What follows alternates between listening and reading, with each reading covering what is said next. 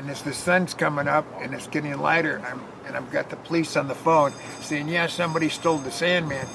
And I'm looking out the window and I can see this much of the tow mast. And then I realized what happened. It just like sunk in my front yard. So that started it. So 3 days later, we finally got it. It looked like a tugboat funeral in front of my house. We finally got it up and floating, got it over to West Bay Marina. And this guy came down, he looked like Gabby Hayes. He had a big black stove pipe hat on. And he says, somebody called me and said you need a hand. And I went, yeah. And there's seaweed and crap dripping off of everything. And he says, okay, here's the deal. You go over here to Capital Electric and you tell little Shorty back there that I need those alternators back here on the right side of the shelf, not the left, the right side. And he just kind of laid it out. You get 50 gallons of number 10 fuel oil, flushing oil, and we'll get that going. So we all scattered, there's 4 of us, and we came back with a pile. When we got back, he had everything taken apart and the alternator off and, the starter and stuff. So I just knew we were in for it, right?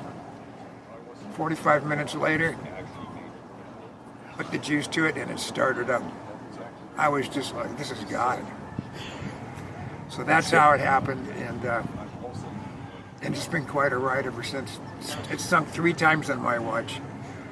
That was the first one. Yeah. Yeah. It sunk on the way to go into the boat yard in Port Townsend. That was a real treat. Skunk Bay.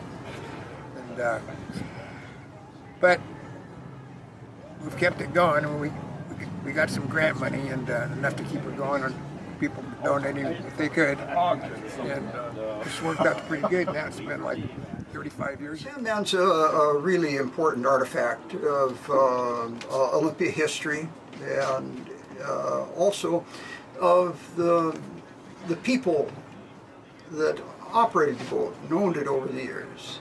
And I've gained a vast respect for those folks, what they were able to achieve and do, their attitudes, how they were able to deal with difficulties.